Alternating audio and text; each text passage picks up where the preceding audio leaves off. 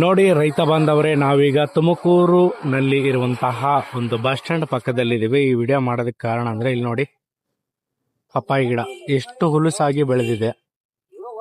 ಇದರ ಕಾಯಿಗಳನ್ನ ನೋಡಿ ನೀವು.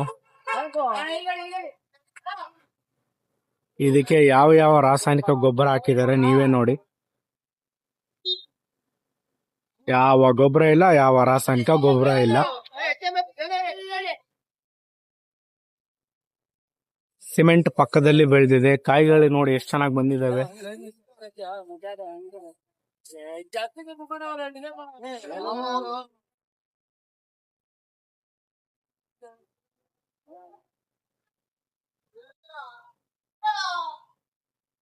ಸೊ ಸಿಮೆಂಟ್ ಕಾಡಿನಲ್ಲಿ ಸಹ ಈ ತರ ಒಂದು ಪಪ್ಪಾಯಿ ಗಿಡ ಚೆನ್ನಾಗಿ ಬೆಳೆದಿದೆ. ಸೊ ಮನುಷ್ಯ ಏನಂದ್ರೆ ಅದಕ್ಕೆ ತೊಂದರೆ ಕೊಡಬಾರ್ದು, ಡಿಸ್ಟರ್ಬ್ ಮಾಡಬಾರ್ದು. ತಮ್ಮ ಪಾಡಿಗೆ ತಾವು ಬೆಳೆಯಕ್ ಬಿಟ್ರೆ ನೋಡಿ ಎಷ್ಟು ಫಲವತ್ತಾದ ಕಾಯಿಗಳನ್ನ ಬಿಟ್ಟಿದೆ. ಸೊ ಇದ್ರ ಬಗ್ಗೆ ನಿಮ್ಗೆ ಏನ್ ಅನ್ಸುತ್ತೆ ದಯವಿಟ್ಟು ಕಮೆಂಟ್ ಬಾಕ್ಸ್ ನಲ್ಲಿ ತಿಳಿಸಿ.